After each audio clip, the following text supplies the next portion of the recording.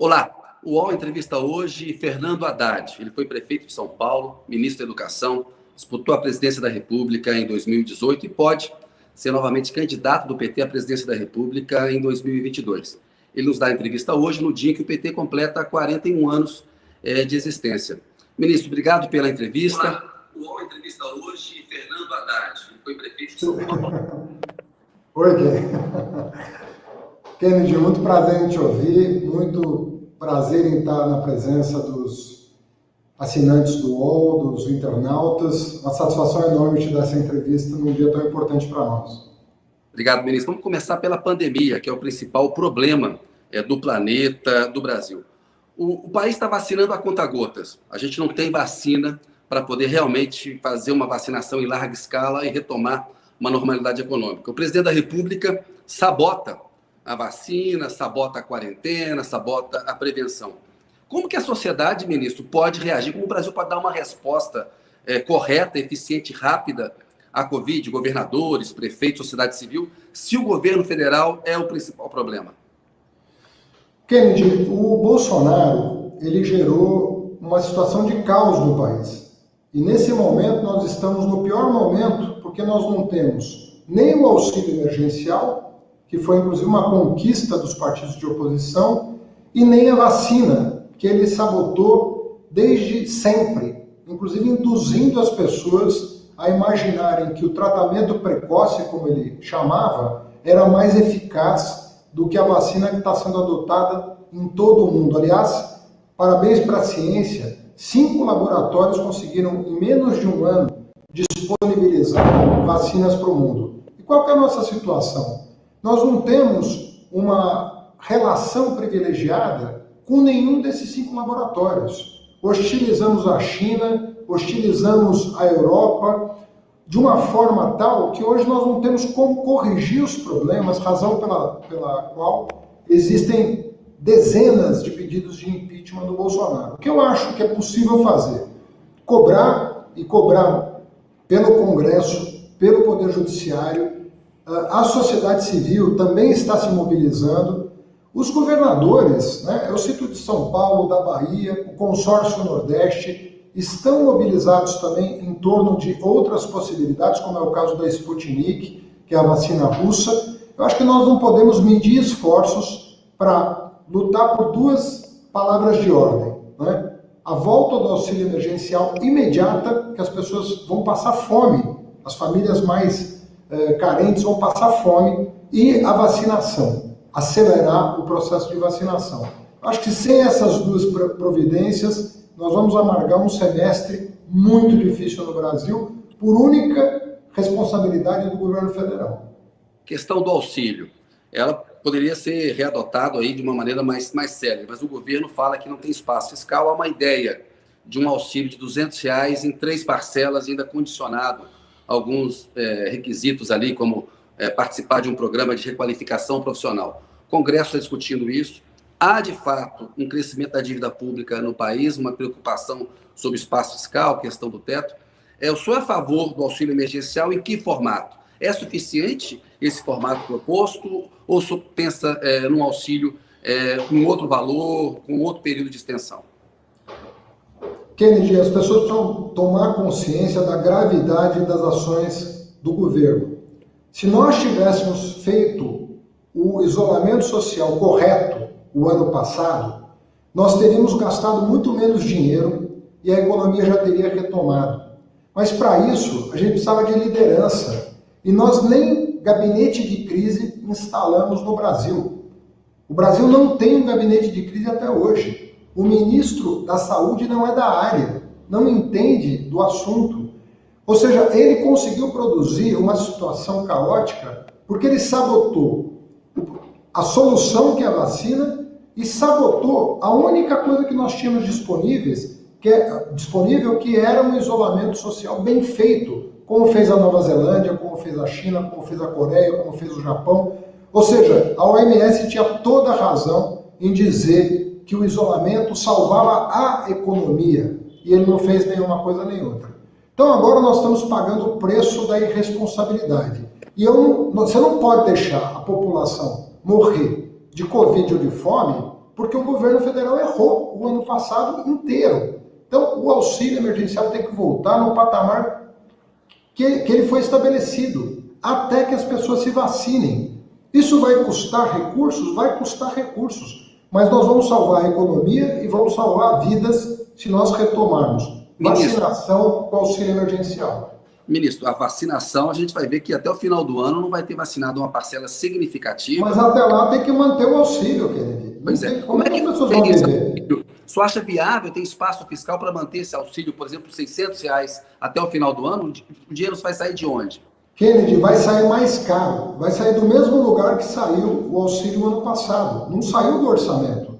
Foi uma despesa a gente chamou de orçamento de guerra. Eu repito, quando você tem um governo incompetente, gerindo um país do tamanho do Brasil, as soluções, infelizmente, são caras. Nós estamos pagando o preço da incompetência. Tinha uma solução, que era tirar o Bolsonaro antes dessa encrenca toda acontecer. Agora o mal está feito. Nós estamos com um problema grave na mão, nos próximos pelo menos 6 meses, e a população não pode pagar a irresponsabilidade já cometida. Quando então, você gera mal, 600 6 meses é o que deveria ser adotado. Só para a gente chegar aqui. Imediatamente. E correr com a vacina. Porque quanto mais rápido você vacinar, se você não sabotar a vacina, tudo vai voltar ao normal muito mais rapidamente. Ah, vai custar mais 6 meses. Vai custar porque o erro foi cometido em 2020. Você não pode fazer a população pagar pelo erro que o governo já cometeu. O ministro falou que o erro foi não tirar o Bolsonaro. O Rodrigo Maia, quando deixou a presidência da Câmara, ele disse que não colocou para votar porque não tinha as condições políticas. Que se colocasse um pedido de abertura de impeachment em votação, provavelmente o Bolsonaro venceria e se fortaleceria. O senhor ainda acha viável o impeachment do Bolsonaro? Ou só acha que politicamente essa questão está vencida e a saída do Bolsonaro vai ter que ficar mesmo com uma disputa eleitoral em 2022 para ver se, enfim, se a oposição vence, se um outro candidato vence, enfim. Qual é a avaliação do senhor?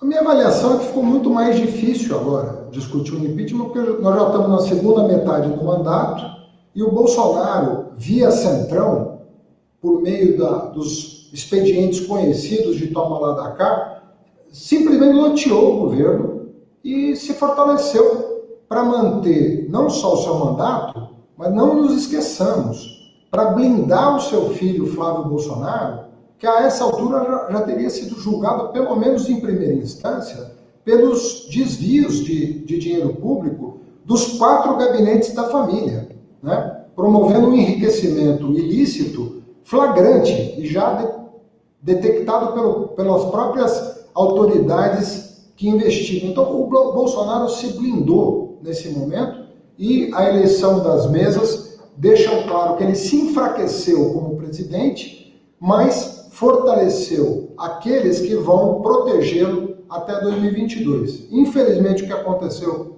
foi isso na semana passada. É correto chamar o Bolsonaro de genocida ou é um exagero? Ele é responsável por 150 mil mortos. As projeções dos epidemiologistas diziam o seguinte: se tudo for feito corretamente, nós vamos perder, infelizmente, alguma coisa em torno de 70 mil vidas. Nós já estamos em 230 mil. Isso significa dizer que 2/3 das pessoas que vieram a óbito, né, se deve ao fato de que o Bolsonaro foi um enorme irresponsável. Voltando ao impeachment, só para te responder, o Trump passou por um processo de impeachment e ele venceu, porque ele tinha maioria no Senado. Não obstante, ele pagou o preço na eleição pelos crimes de responsabilidade que cometeu. Então, se a pessoa pagar em algum momento pelos crimes de responsabilidade que cometeu, isso é didático, é pedagógico politicamente. E as pessoas terão que se expor. O Bolsonaro terá o mesmo destino do Trump na avaliação do senhor? Será punido nas urnas? Olha, no que depender de nós vamos fazer um esforço sobre-humano para chegar em 22 em condições de derrotá-lo. O Brasil está sendo derrotado. Não é a oposição que está sendo derrotada. O país está desmanchando. E ele está aproveitando esse final de mandato para acabar de alienar a soberania nacional com propostas absurdas, como essa de nomear o presidente do Banco Central do futuro governo. Imagina você que ele quer nomear o presidente do Banco Central do futuro governo, que não poderá ser demitido pelo futuro presidente. Economia que pode ser votado nessa semana no Senado. Na campanha de 2018, o senhor defendeu uma manutenção da autonomia, que seria manutenção do regime de presidente meta. E o presidente podendo demitir, mas o Banco Central, que o presidente daria autonomia a ele. Esse projeto que cria uma independência, cria um mandato não coincidente com o do presidente da República, o senhor é contra, então estou entendendo, né? Vamos esclarecer a opinião pública, que nem todo mundo é economista para entender a diferença. Em 99, nós tivemos uma crise cambial no governo Fernando Henrique Cardoso. Uma crise monumental. Ninguém é obrigado a lembrar disso. Mas foi ali que se estabeleceu o regime de metas de inflação. O governo define a meta da inflação e o Banco Central é obrigado a trazer a inflação para baixo. Olha o que está acontecendo com os alimentos agora. Subiu 18% o custo da cesta básica agora. Os combustíveis estão saindo do controle do governo. Então o Banco Central tem o dever, segundo a lei atual, desde 99 é assim, de trazer a inflação de acordo com a meta estabelecida pelo governo. O que está em pauta agora não tem nada a ver com o regime de meta de inflação. O que está em pauta agora é o atual presidente nomear o presidente do Banco Central do futuro governo, sendo que o presidente eleito em 2022 não poderá demitir esta pessoa que for indicada.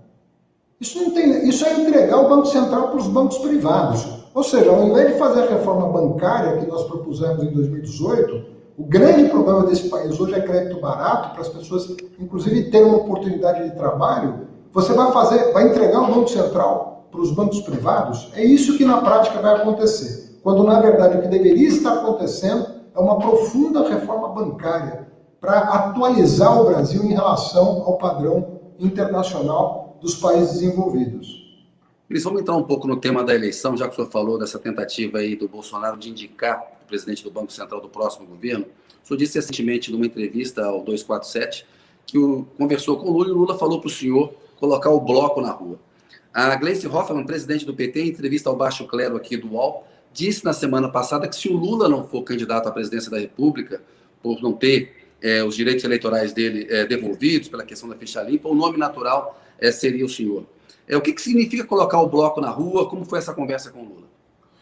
Olha, o Bolsonaro, Kennedy, ele não saiu do modo campanha até hoje. Ele ocupa a presidência da República, mas ele não exerce a presidência da República. Ele ocupa a presidência da República em campanha permanente. Você não sabe uma decisão que o Bolsonaro tomou que represente um horizonte de recuperação da economia brasileira e dos direitos sociais e trabalhistas do país. Ele está no modo campanha permanente. O que nós combinamos, eu e o Lula, foi que nós íamos colocar o bloco na rua para fazer frente ao bloco do Bolsonaro. Porque hoje nós estamos imobilizados e nós precisamos conversar com a população está sofrendo, sem vacina, sem auxílio, sem emprego, sem perspectiva, sem educação. As pessoas não têm uma perspectiva educacional pela frente. As relações exteriores no Brasil, você é especialista nisso e sabe disso porque você morou 10 meses no exterior, cobrindo a campanha do Biden. Você sabe o quanto o Brasil está isolado. Então, se a gente não sair, obviamente com todos os cuidados sanitários, esperando que a vacina também nos permita uma mobilidade maior a partir do meio do ano. Mas como é que a gente vai tirar esse país da crise sem conversar com as pessoas e sem discutir, sobretudo, o plano de recuperação nacional que a nossa fundação fez para discutir com o país? Nós fizemos um plano de 200 páginas para discutir com o país ideias, propostas sobre todos os temas: meio ambiente, educação, relações exteriores, ciência e tecnologia, cultura. Se a gente não for para a base discutir o plano de país, nós não vamos ter futuro, Ken. Então, fazer o contraponto ao Bolsonaro, porque ele não governa, ele não sai do modo campanha. O senhor quer ser candidato à presidência da República? Olha, eu fiquei com muita esperança ontem de que a justiça está tardando, mas vai chegar. Nós tivemos uma sinalização clara do Supremo Tribunal Federal de que os crimes cometidos pelo Sérgio Moro serão apurados, embora aquelas mensagens já certificadas e autenticadas pela própria empresa não possam ser usadas contra ele, porque se pudessem, ele hoje estaria no banco dos réus. Como não pode ser, apesar de ter sido certificado, nós vamos usar aquelas mensagens para comprovar. E aí é prova cabal de que ele liderou a acusação ao presidente Lula. O processo não teve juiz. O juiz era o 12º jogador em campo, por parte da acusação. Isso é o que aconteceu, né, por ocasião da condenação do Lula. Se a justiça vier, né, vai vindo, pelo que eu entendi das declarações dos ministros, vão julgar o triplex. Mas ministro, só para deixar claro para o internauta, o senhor está se referindo à decisão da segunda turma do Supremo Tribunal Federal ontem, que validou o acesso das mensagens da Operação Spoofing à defesa do Lula. Essas mensagens são aquelas trocadas pelos procuradores, o juiz Sérgio Moro, no Telegram. E isso abre caminho para uma eventual anulação dos atos do Moro, no processo em que o Moro condenou o Lula, no caso do sítio, no caso do apartamento, ele condenou o Lula, no caso do sítio, ele participou da instrução e há uma terceira denúncia aceita sobre um suposto terreno que o Odebrecht compraria para o Instituto Lula. Ou seja, há uma possibilidade de o Lula conseguir anular esses atos do Moro e recuperar o direito de ser candidato, porque não seria mais enquadrado na ficha limpa. O que eu estou entendendo, então, é o seguinte: se isso acontecer, o senhor vai defender a candidatura do Lula e vai tirar o nome do senhor da possibilidade de candidatura pelo PT? Não, veja bem, vai acontecer o que aconteceu em 2018. Nós lutamos até dia 5 de agosto de 2018, inclusive com o apoio da ONU, que deu uma liminar para as autoridades brasileiras colocarem o nome do Lula na urna. E as autoridades brasileiras não adotaram a recomendação da ONU, que era fruto de uma convenção internacional validada pelo nosso Congresso Nacional. Bom, houve uma recusa em atender a ONU, mas agora passaram-se 2 anos. Nós temos toda a condição agora de provar o golpe que foi dado na candidatura do Lula e defender que a justiça seja feita e que ele possa rodar o país e disputar a eleição. Ele foi o maior presidente da República da história. O candidato do senhor, então, é o Lula. O meu candidato, você pode... Em 18 era o Lula e em 22 continua sendo. Pois é, isso é importante, ministro, porque em 18 era o Lula, ele não pôde ser candidato, só acabou sendo candidato. Agora, para 2022, tem um jogo claríssimo aí. O Lula tem, sim, uma possibilidade de anular essas condenações, mas também há um cenário em que ele não consiga anular e o senhor pode ser candidato. Havia muita crítica, e há hoje, por exemplo, dos internautas, quando eu anunciei a entrevista com o senhor, de que o senhor topou uma candidatura por procuração, né? Foi submisso ao Lula em 2018, Ciro Gomes falou um pouco isso, aceitou aquilo.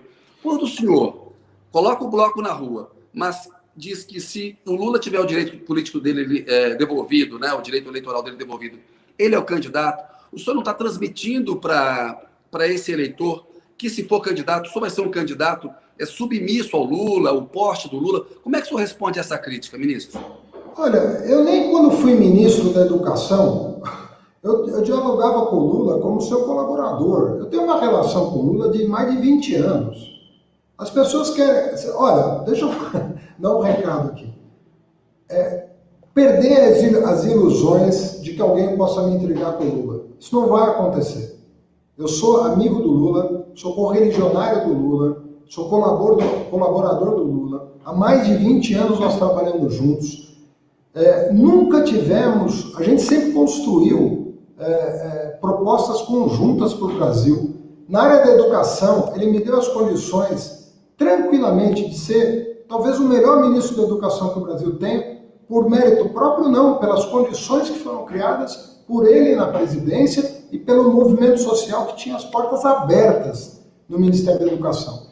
Então, esse tipo de intriga não vai levar a nada. Ministro, é uma pergunta objetiva, porque é o seguinte: se o Lula não for candidato, tem chance de só ser candidato. E muita gente fala, mas o Haddad, ele só topa ser candidato se o Lula não for. Ou seja, as pessoas querem saber assim, o que o presidente Haddad faria, a força dele para ser candidato. O Ciro, por exemplo, disse isso em 2018, e agora, na eleição, a gente vê outros políticos repetindo o mesmo argumento. Você acha, Kennedy, que diante da violência que o Lula sofreu, porque ou a gente é democrata ou a gente não é.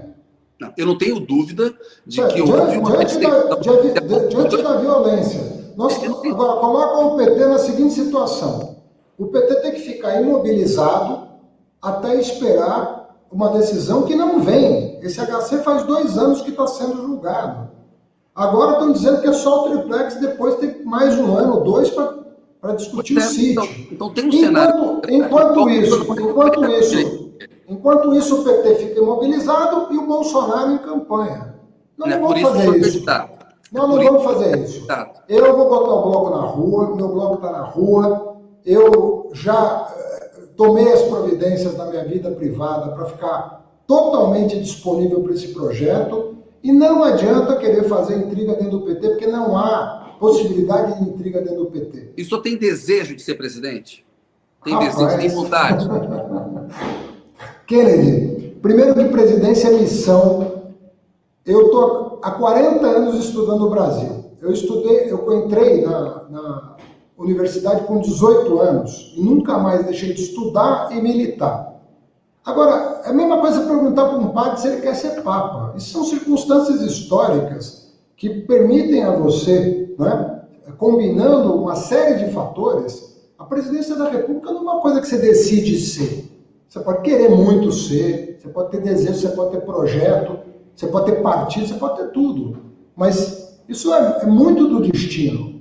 Agora, preparado para ser, eu estou há 40 anos. Isso não tem a ver com o fato de eu desejar que a justiça seja feita. Como é que eu vou negar que o Lula está sendo vítima de uma violência e que eu gostaria de que ele pudesse decidir ser ou não os seus direitos restabelecidos? Não tem cabimento uma coisa dessa. Nem os adversários do Lula deveriam deixar de se pronunciar. É ridículo o PSDB não se pronunciar sobre a violência que está sendo cometida contra o Lula. Por que o PSDB não vem a público e diz, gente, deixa o Lula ou outro petista concorrer à eleição livremente, deixa o povo decidir? É muita violência. Pô, não tem um gesto da direita, dita, cheirosa, democrática, em relação a uma violência que está sendo cometida. Que tanto medo as pessoas têm de uma pessoa que ficou 8 anos na presidência da República sem atentar contra uma instituição, sobretudo contra aquelas que tinham o dever de combater a corrupção, como ele promoveu. Então não tem cabimento isso. Eu não vou entrar nesse tipo de conversa, porque eu acho indigno que uma pessoa não venha a público defender a honra de um cidadão que foi perseguido escancaradamente. Ministro, eu não entendo a atitude das pessoas não virem a público nesse momento. Eu não tenho dúvida de que as mensagens elas evidenciam uma trama para condenar o Lula e que é provável que ele consiga a anulação das sentenças. A gente tem que ver se isso ocorrerá tempo hábil para ele ser... Mas qual é a dificuldade de julgar as 2 ações até daqui 1 ano e meio? Nós temos 1 ano e meio para julgar 2 ações. Sim. Mas eu queria voltar... Qual é o problema com o Lula? Esgotado. Vamos seguir adiante na entrevista. Acho que deixou claro a posição do senhor. E é uma outra coisa que eu tenho uma outra crítica que eu acho importante ouvir o senhor. Muitas pessoas dizem, quando se defende o direito do Lula a anular as condenações, ou que ele foi vítima de uma perseguição do Moro e do Dallagnol, isso equivale a uma defesa da corrupção. O PT quer passar um pano e ignorar uma corrupção real que houve na Petrobras, né? Como explicar esse falso dilema? Né? Porque, de fato, uma coisa é analisar tecnicamente se o Lula teve um julgamento imparcial, né? Essa é uma questão. A outra é olhar para o que aconteceu e ver se teve corrupção mesmo na Petrobras e se aquilo foi o maior escândalo de corrupção da história, ou se aquilo já era um esquema de corrupção que vinha de outros governos. Como é que o senhor vê essa crítica de que defender um julgamento novo para o Lula ou um julgamento imparcial para o Lula equivale a uma defesa da corrupção? Olha, eu nunca vi ninguém perguntar para o Dória, né, como é que ele responde aos 7 ex-governadores do partido que estão enrolados na justiça. Então a impressão que dá é que é o seguinte, não, é óbvio que existiu a corrupção na Petrobras, o problema que está sendo discutido não é esse, é se o governo do PT agiu no sentido de abafar o escândalo de corrupção ou se o governo criou todas as condições institucionais para que a Polícia Federal, o Ministério Público e o Poder Judiciário atuassem naquele caso de corrupção. E tudo que pode ser feito pelos governos do PT, e isso o próprio Sérgio Moro reconhece na sentença, foi feito. Toda a legislação atual que permitiu essas investigações são do nosso período. O Ministério Público era totalmente autônomo, assim como a Polícia Federal. Tudo isso está sofrendo um retrocesso enorme para blindar um filho do presidente. Um filho do presidente. Fora o outro que ainda não entrou na roda, mas vai entrar. Porque os desvios ali não é de uma reforma de 700 mil, é de milhões de reais. O que tem a ver uma coisa com a outra, Kennedy? Você ter conseguido desbaratar uma quadrilha dentro da Petrobras e um cartel das empreiteiras, o que isso tem a ver com o fato deles quererem vincular o Lula a isso como se ele fosse o responsável e o beneficiário do produto da corrupção? Essa é a parte que está sendo contestada. Nós não estamos contestando o combate à corrupção porque nós fortalecemos o combate à corrupção. Nós estamos falando do uso político da Lava Jato para tirar o Lula e o PT do jogo político. Isso é que está errado, e não o combate à corrupção. Mas o combate só aconteceu porque nós fortalecemos todos os órgãos de combate à corrupção. Isso qualquer policial federal vai te dizer. Além de tirar o Lula da disputa presidencial de 2018, a Lava Jato desgastou muito o PT. O senhor disputou uma reeleição em 2016 na Prefeitura de São Paulo, no auge da Lava Jato.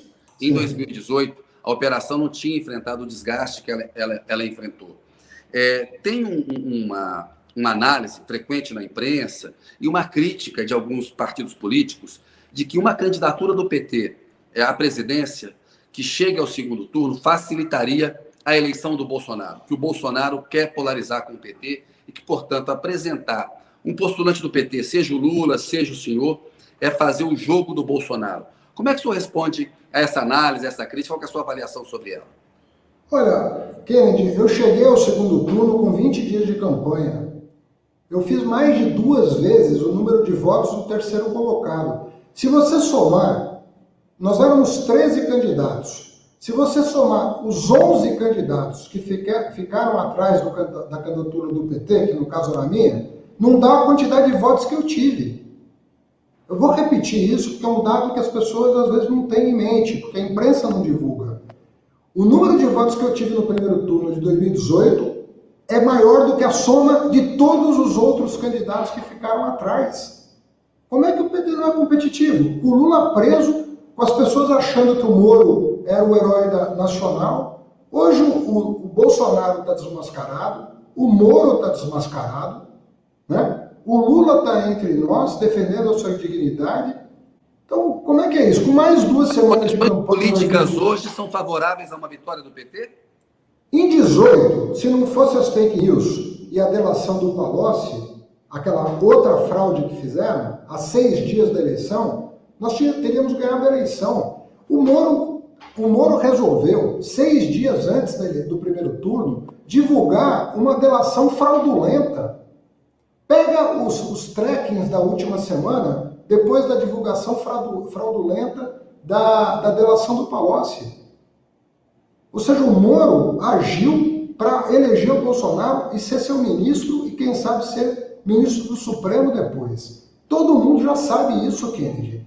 Ele agiu deliberadamente. Se pegar as pesquisas de uma semana antes do primeiro turno, as projeções de segundo turno me davam vitória.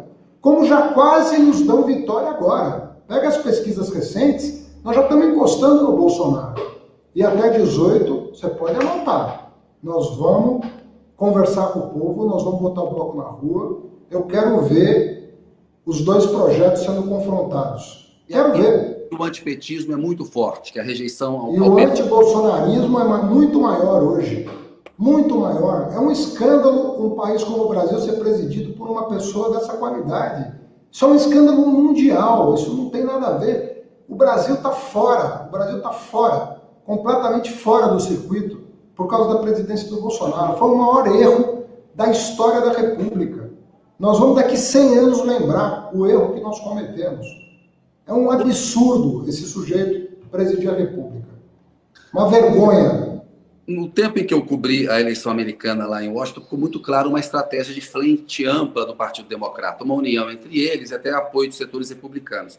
Aqui no Brasil se discutiu um pouco isso, uma união dos partidos de esquerda. Me parece que está ficando muito claro que o Ciro vai ser candidato, o PT terá um candidato e, eventualmente, pode fazer aliança com o PSOL, com o PCdoB. Nessas discussões, o Boulos, quando o senhor falou sobre colocar o bloco na rua, deu uma declaração de que antes de falar em nome, é preciso falar em projeto. Aquilo foi entendido como um gesto de que, olha, não seria a hora de falar numa cabeça de chapa para o PT. Eu pergunto para o senhor, numa discussão dessa, né, é possível ainda chegar a um entendimento com o Ciro, está todo mundo junto numa aliança, isso está vencido? É possível o PT abrir mão da cabeça de chapa em benefício do Flávio Dino, de um outro candidato? O Kennedy, em primeiro lugar, nós estamos há 1 ano e meio da eleição. Nós fechamos a aliança com o PCdoB em 2018, faltando 1 hora para a inscrição da chapa. Foi às 11 horas da noite. Nós tínhamos 1 hora para inscrever a chapa. O PSOL nunca fez aliança com o PT no primeiro turno. Lançou Plínio, Luciana Genro, Heloísa Helena, Boulos, sem nunca procurar uma aliança com o PT no primeiro turno. O PT é um partido aliancista, um partido que sempre fez aliança. Nós nunca saímos sozinhos numa campanha eleitoral, porque a gente sempre buscou aliança. E nós lançamos agora, recentemente, o Plano de Reconstrução Nacional. Nós juntamos 600 especialistas na Fundação Perseu Abramo para dar ao país, antes da campanha de 2022, um plano de recuperação econômica e social imediato. Nós devemos estar debruçados sobre isso. O PT foi o único partido que lançou um plano de ação imediato, sem esperar 2022. Então, não é por falta de ideias, boas ideias, que nós vamos nos entender. Nós temos que também lembrar que os partidos têm sua dinâmica interna, e que é legítimo. E ao contrário dos Estados Unidos, nós temos 2 turnos e nós temos um país que é pluripartidário. Então, nós temos que compreender que os partidos querem sobreviver à cláusula de barreira, os partidos, muitos não lançaram candidatos que querem lançar, outros já lançaram candidatos que querem reafirmar a liderança dessas pessoas. E o PT é um partido como outro qualquer, ele vai buscar somar o maior número de forças políticas, e ali para frente, mas é no dependendo de como tiver o quadro... O senhor vê um cenário... Mas só vê um cenário, por exemplo, de união com o Ciro no segundo turno, seja ele o que passa para o segundo turno, seja o nome do PT. Você acha que se eu não fosse para o segundo turno em 18, eu ia ficar em casa no segundo turno esperando o resultado? Essa é uma indireta. O senhor se ressente de não ter apoiado. Não é uma indireta. Eu estou dizendo o seguinte, eu não jogo as armas antes do juiz apitar. Eu fiz campanha para o Boulos no segundo turno em São Paulo. Mas o PT lançou o Martato. Qual é o problema? Não tem problema lançar. Nem o Boulos nos procurou para aliança, nem nós procuramos. Não tem problema isso, Kennedy. O problema... Ministro, é importante entender... Os partidos se queixam de que não há uma reciprocidade do PT. Lógico o PT não apoia as pessoas em cabeça. Lógico que há. A gente elegeu o Ednilson em Belém, fomos para a campanha do Boulos no segundo turno, queríamos apoiar o Freixo no Rio de Janeiro, não foi possível porque o PDT e o PSB não quiseram, apoiamos a Manuela em Porto Alegre. Como assim? O PT está fazendo 1000 gestos. Né? Na minha avaliação ali, para 2022, me parece muito claro que haverá um candidato no segundo turno desse campo da direita, que vai da extrema-direita com o Bolsonaro, a centro-direita ali com o Dória, eventualmente o Luciano Huck, e o nome da esquerda, né? senhor, o Lula, o nome do PT, o Ciro, um outro nome que surja, e parece que haverá, o cenário será esse. Não vejo um cenário em que dois nomes da esquerda se enfrentem no segundo turno ou dois nomes do campo da direita. O Dória disse que, no eventual segundo turno hoje, ele jamais votaria no Bolsonaro. Num cenário hipotético, de ter o Bolsonaro de um lado e um nome como Dória do Huck, que destino o PT tomaria num cenário desse? Ficaria neutro, apoiaria o Bolsonaro? Eu acho que nós deveríamos formalizar um acordo nessa direção. Inclusive, ser um acordo público dos democratas desse país. Um acordo público para não acontecer o que aconteceu em 2018, qualquer que seja o representante das oposições. Porque quem tem que responder essa pergunta é quem votou no Bolsonaro no segundo turno, sim, conhecendo o Bolsonaro. Mas é importante o que o senhor falou, o que o senhor está dizendo. Porque, Kennedy, uma coisa... que todo mundo que hoje, Dória, Huck, o senhor, Ciro, todo mundo tinha que ter o compromisso. Quem enfrentar o Bolsonaro terá o voto dos demais. Mas não pode ser um compromisso do PT, tem que ser um compromisso geral. Todos. É um compromisso das oposições que esse projeto está destruindo o país? Bom, então nós temos condição de conversar. Agora, não dá para ser, não, é unilateral. Se for do PT, não. Se for... Bom, o PT está na mesa ou não está? Se o PT está na mesa, o PT sabe assumir compromisso. Agora, tem que saber se o PT está na mesa. Agora, o PT estará, né, lutando pelas suas bandeiras em 2018. O PT não vai se mobilizar, o PT não vai deixar de existir. O PT tem 2 milhões de filiados. As pessoas precisam compreender o que é o PT historicamente. O PT é muito importante para o Brasil. E vai, se depender de mim, vai continuar sendo.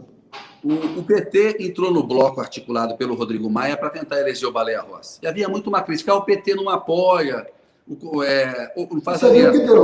Agora, topou fazer um bloco com o Rodrigo Maia para apoiar o Baleia Rossi.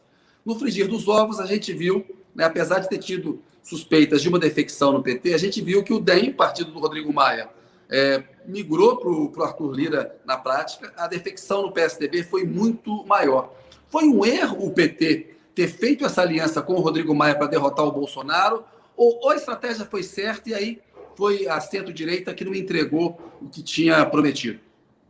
Sabe, Kennedy, eu acho que às vezes errar é acertar. Sabe por quê? Porque a população vai acompanhar isso. A população está acompanhando isso.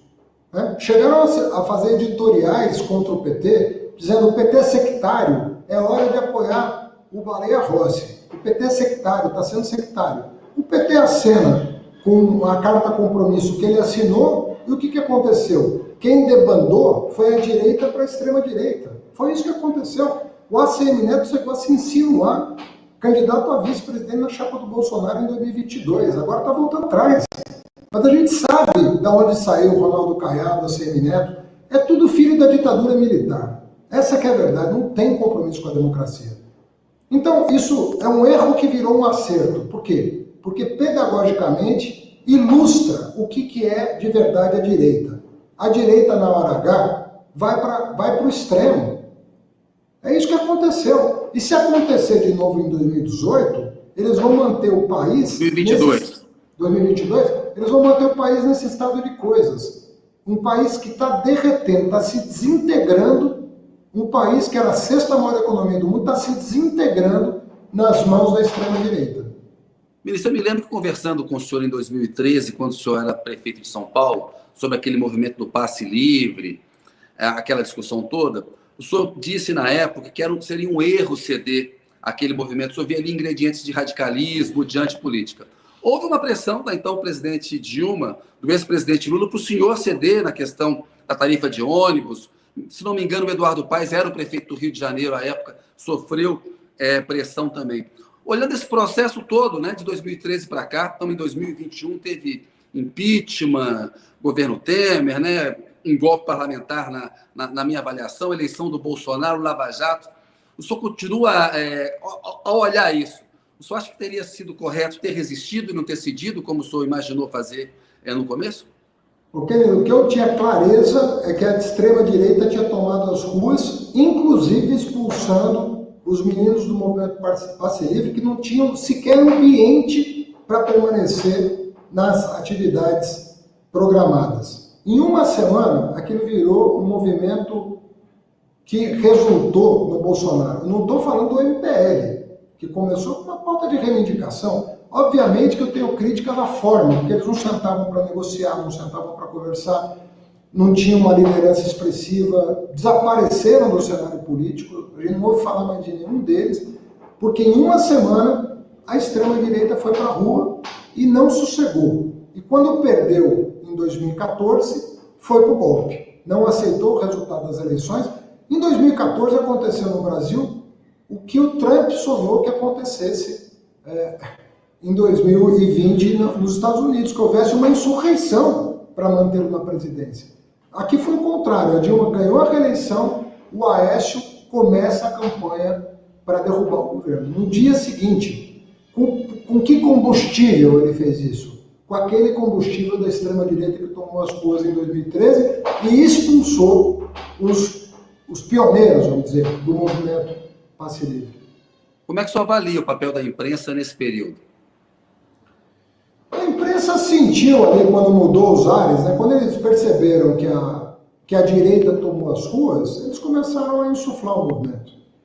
Eles estavam reticentes, enquanto era um pessoal com cara de esquerda, Passe Livre, mais direito. Assim que eles perceberam que mudou a cara do movimento, eles passaram a insuflar. Aquilo ali foi o combustível para contestar as eleições de 2014 e jogar o Brasil nessa crise que vivemos até hoje. Sempre que numa democracia você põe em questão o resultado eleitoral, pode anotar, a crise vai ser longa, penosa, sofrida, e quem vai pagar, infelizmente, é o pobre, é quem mais precisa do Estado. Foi o que eles contrataram em 2014. Contrataram o caos, não aceitando a derrota, a quarta derrota consecutiva. E de uma avaliação do senhor sobre a relação entre a imprensa e a Lava Jato? Olha, acho que a parte da imprensa entrou numa fria, porque comprou pelo valor de face o que eles estavam vendendo, né? Alguns jornalistas não. Eu cito você, que é uma pessoa crítica para todo lado, não passa a mão na cabeça de ninguém. O bom jornalista é aquele que tem um compromisso com o seu diploma e não com o seu patrão, né? Se você tem um compromisso com o seu diploma, você vai atrás dos fatos. Se você tem um compromisso com o seu patrão, você vai bajular alguém para ascender na carreira. Infelizmente, no Brasil, você conta nos dedos, né, os jornalistas que têm, vamos dizer assim, uma visibilidade pública simultânea a uma independência muito grande. Ou você tem um jornalista sem grande visibilidade, que é independente, ou você tem um jornalista com grande visibilidade, que é totalmente subordinado aos interesses do contratante. Uma pessoa como você, infelizmente, que ele é uma raridade no Brasil. Obrigado. Uma aves rara. A imprensa cobra muito autocrítica do PT. Quero saber se o senhor tem alguma autocrítica para fazer esse processo. Devia cobrar autocrítica da Lava Jato, devia cobrar autocrítica do PSDB. Né? O PSDB é um partido que não se conversa no Brasil. Deveria fazer autocrítica dela, né? Não, e ela própria, né? Aliás, ela faz a cada 50 anos, né? Eles recentemente disseram que erraram no golpe militar de 64. Então, a cada 50 anos, a imprensa tradicional faz uma reavaliação dos seus erros. Só que leva 50 anos. Ministro, a gente que está quase chegando aqui ao final, eu queria falar um pouquinho de política externa, meio ambiente e educação com o senhor, né? Porque são questões importantes, a gente está no meio da pandemia, falando muito de 2022, mas são questões temáticas, né? A gente tem uma política externa hoje que isola o Brasil no mundo. Eu queria uma avaliação dessa política externa, do impacto que ela teve na pandemia aqui no Brasil.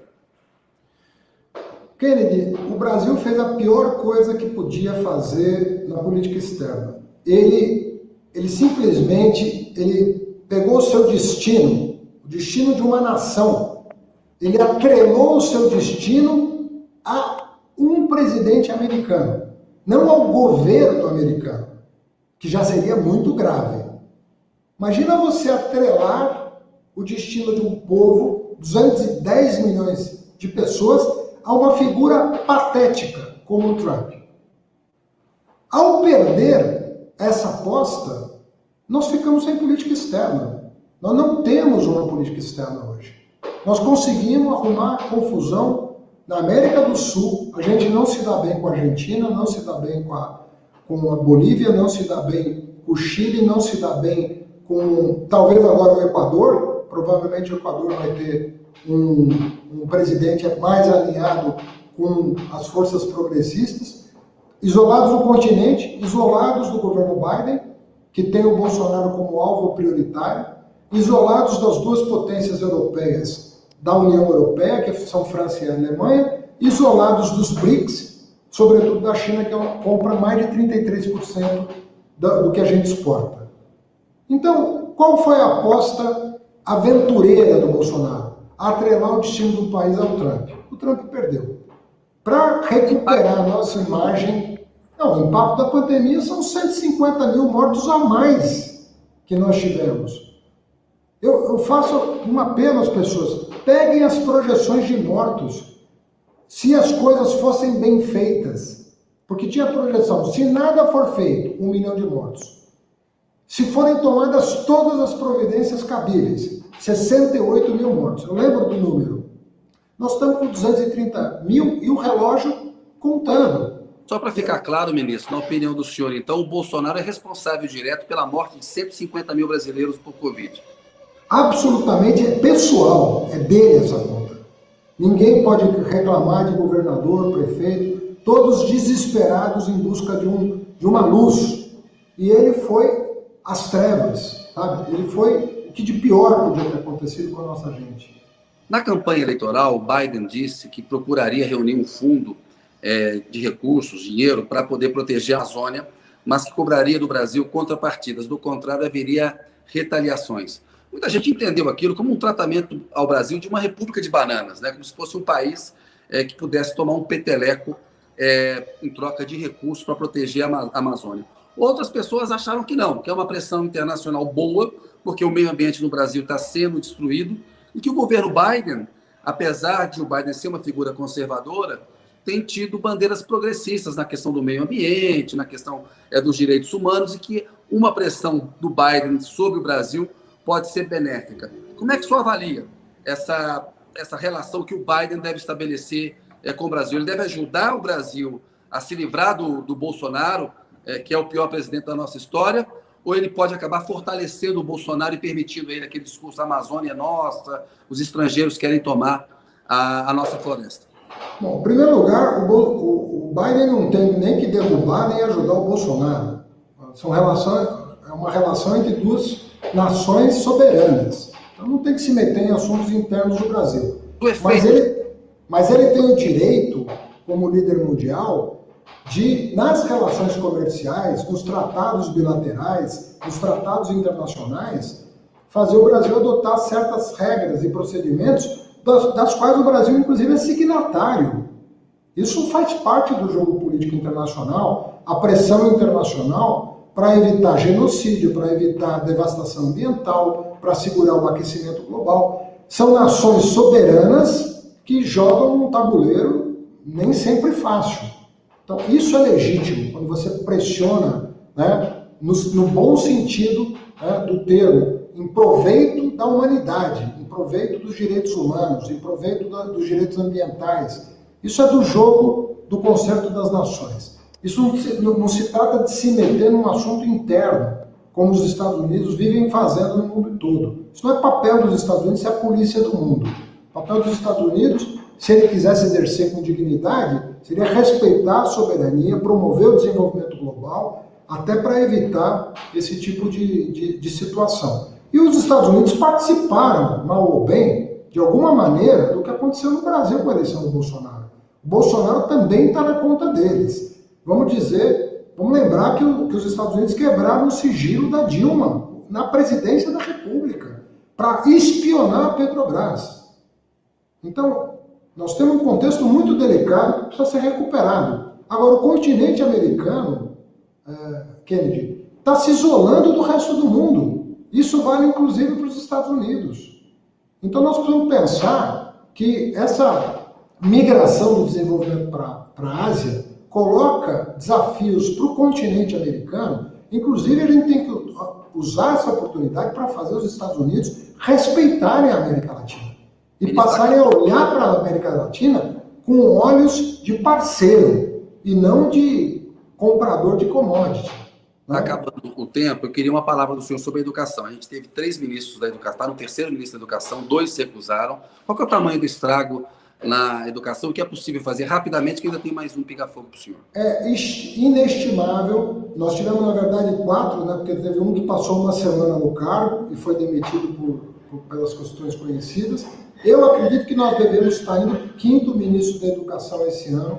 Eu não vejo condições concretas da permanência do atual ministro da Educação. O Milton Ribeiro. Né? Não vejo a menor condição de ele permanecer no cargo. Provavelmente nós tivemos 4 obscurantistas no Ministério da Educação, podemos ter um 5º. Né? Isso se o DEM não atravessar o Bolsonaro e pegar para si, né, o ministério que tem 100 bilhões, mais de 100 bilhões de orçamento. Então é muito delicada a situação da educação e a gente só vai saber o tamanho do estrago na próxima rodada de avaliações. Eu creio que o estrago não será pequeno. Ministro, infelizmente. Chegamos aqui ao final, tem um pinga-fogo, eu pediria que o senhor respondesse em 1 ou 2 palavras, por gentileza. Getúlio Vargas. Aprecio o segundo governo, demais. Juscelino Kubitschek. Grande presidente. Jânio Quadros. Uma pessoa desequilibrada. João Goulart. Um patriota. Ditadura militar de 64. Um desastre. Tancredo Neves. Um conservador honrado. José Sarney.